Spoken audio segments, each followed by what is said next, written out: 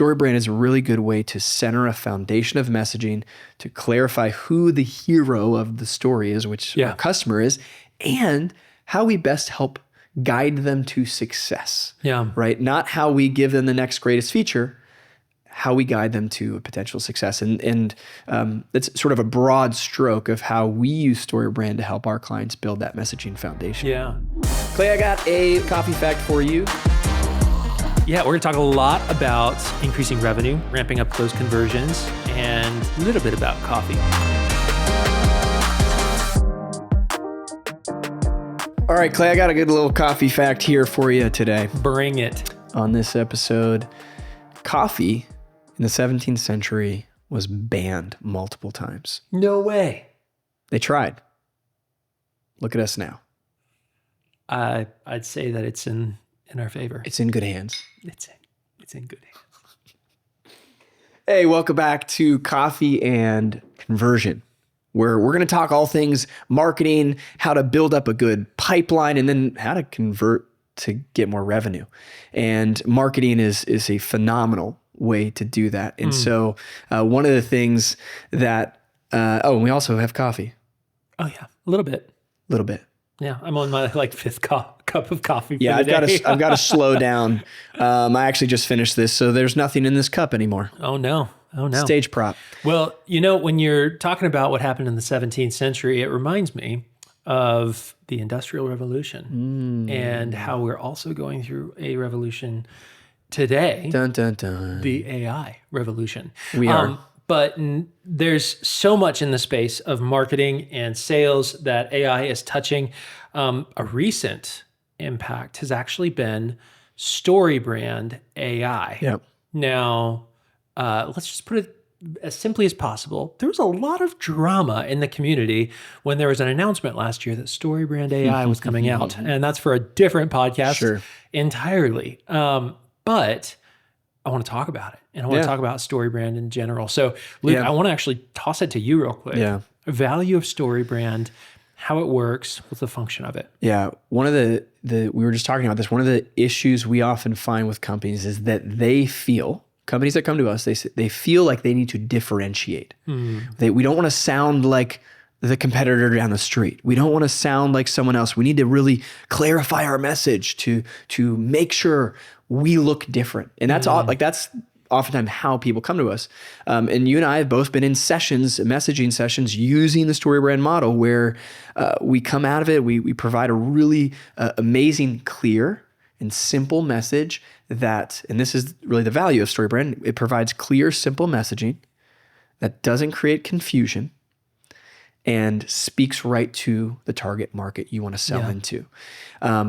And we go through these messaging sessions often, and we find that some clients do end up struggling with that a little bit because they want to be able to differentiate. They feel this need or sense that we need to prove our differentiating factor, our value proposition. And actually, what I love about StoryBrand is it doesn't focus as much on that. It focuses on where our customer has their problems, and from a few different perspectives, their actual external problems, how that makes them feel, and then really philosophically where they believe they should be at. In the sense of where do they want to be as a company? How many leads should they be bringing in? How many? How can they increase conversion rates, right? And so StoryBrand is a really good way to center a foundation of messaging, to clarify who the hero of the story is, which our customer is, and how we best help guide them to success. Right? Not how we give them the next greatest feature, how we guide them to a potential success. And that's sort of a broad stroke of how we use StoryBrand to help our clients build that messaging foundation. So I want to bring up a global example that everyone knows about. It's Uber and Lyft. So what does Uber and Lyft do? Well, they're a rideshare platform. Okay, so if Uber and Lyft were like, well, we're really solving a unique problem and it's different than Lyft, and that's what Uber said. Well, you're a rideshare platform. someone who's opening their To a phone user. who It's needs like, a taxi. yeah, That's exactly. all you are. It's, do I want black or do I want pink? That's really the options. Yeah, and affordability, right? Like, Yeah, for sure. If you're trying to see which one's cheaper. So I want to clarify, it's okay to be different and to highlight your uniques as a brand. Yes. But you can't do that as your primary message. It's not your selling point. It's your Initial selling point. Yeah. So for example, ChatGPT is the best search engine ever, just so you know, because in the past I'd be like Googling all this kind of stuff, examples, but ChatGPT did all the work for me. So brand identity and tone, Uber and Lyft, they do sell the same thing. Yep.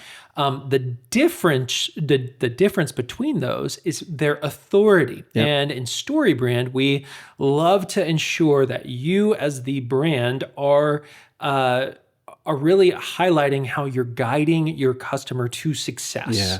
And that's where you can differentiate. Yeah.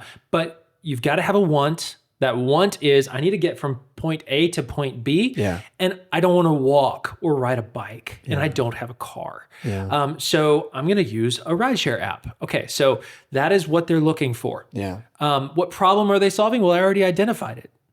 They currently don't have a means to get there. Yeah, it's so simple. Exactly. We don't need to overcomplicate Exactly. Do not overcomplicate it. Now, that's where you can start to differentiate is in the philosophical problem. Yeah. That philosophical problem of, well, they should be getting X and they're not getting it.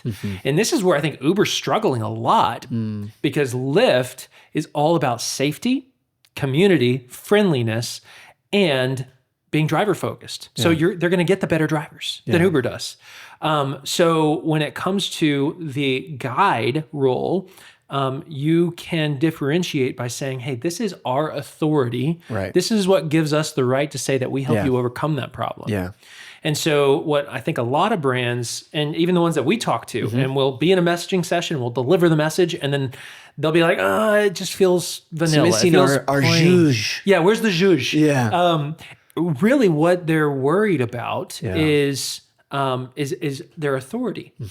Is our authority enough? And sometimes, I'll be honest, the brand just doesn't have enough authority. Yeah. So we need more reviews. You've got to position your product differently and have a different service to justify any changes. Yeah. So all that to be said, StoryBrand is a great way to ensure you're not focusing on the wrong things. Right. If you're just saying, hey, I want to make sure I'm different, well, then your message is going to be terrible. Yeah. And it's not going to resonate. It's selfish, it's egotistical in a way. And I know that sounds harsh, but like it's just, all I mean is it's focused on you, not the customer. And your customer could not care less about your story. Yeah. Yeah. Yeah, it's hard. Yeah. And so this is our foundation. We run these sessions to start all of our client engagements. Now there's this new tool. I mean, Chat, GPT, Bard, all the AI things have been out here for a long time. This new tool that StoryBrand has put out to help business owners kind of almost like do the process quicker, do it on the fly.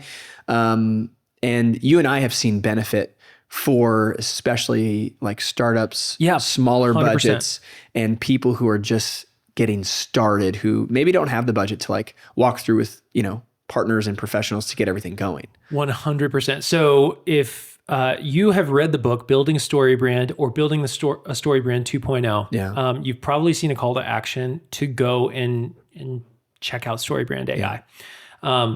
If you are in a business that makes less than $1 million a year, I don't really care what industry you're in. Sure. Come talk to us first. Because StoryBrand AI is a good tool for getting started. Yep. For very, very early on messaging. I haven't seen the nuance in there yet. It seems more of just a better tool to what the alternative was prior to this, that simply curates the data that you're putting in. It's only as good as the input. Right. As any other AI is. Right. Yeah.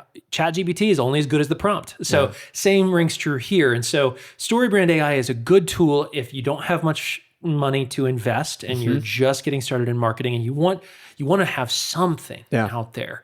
If you're building your website for the very first time and you're starting a new consulting practice or something like that, StoryBrand AI is a fantastic tool for that. Yeah. So that's the utilization that I'm seeing now. When it comes to anything else, if you're serious about your marketing, then you've got to work with a StoryBrand guide that can help ensure you're putting the right prompts in. Yeah. Yeah. We've seen too many people waste money in marketing. Yeah. And without starting here, you will waste more money down the line. Absolutely. And so either get connected with a guide, an agency, a partner that can guide you through it, or if you're on that lower end, go and use the StoryBrand AI and allow it to be the guide and support. I mean, you and I have both started businesses. Had I had something like this, it would have saved me so much time, weeks in building a basic site with clear basic messaging. Yeah. Right. And so it's a great way for us to wrap. Yeah. Well, and just as one disclaimer, I don't want it to come across any other way than making sure you know if StoryBrand AI is the right tool for you. Yeah. I love the team at StoryBrand. They're fantastic, and they care immensely about every single one of the people that are reading those books and engaging in their brand. So check it out, StoryBrand AI. Even if you're over 1 million, check it out. But just know you're gonna want to take it a little bit more seriously and have a guide to walk you through that process. So so good. All right. Yeah. StoryBrandAI.com. Yes, sir. I love it. Guys, we'll be talking more coffee and conversions on future episode here. But for now, enjoy your cup of coffee. Up and at 'em. I got nothing. I got cold coffee in here.